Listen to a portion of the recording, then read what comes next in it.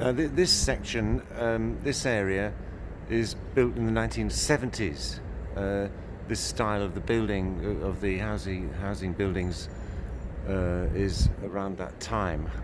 And you see that generally, I mean, there's still, the landscape design is absolutely almost non-existent. You've just got these rock-cut slopes, just concrete paving all around. But we do have a couple of trees in their original planters here, and that's the one on the left is Aleurites moluccana.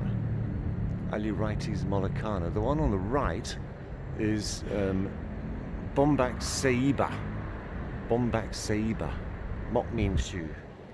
And the one on the left in Cantonese, Aleurites moluccana, is Setlot. Let's go and have a closer look.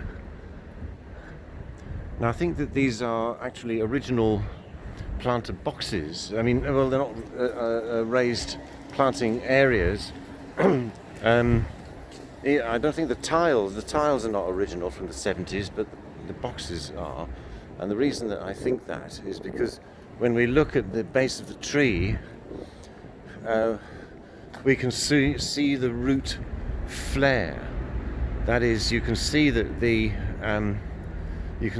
trunk widens at the base, where it starts to develop the root system just under the soil.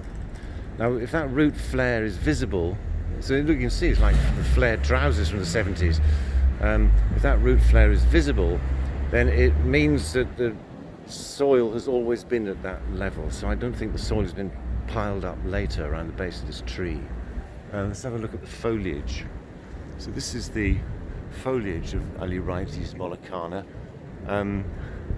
It used to be planted a lot around that time in the 70s through the 80s as a street tree, quite commonly.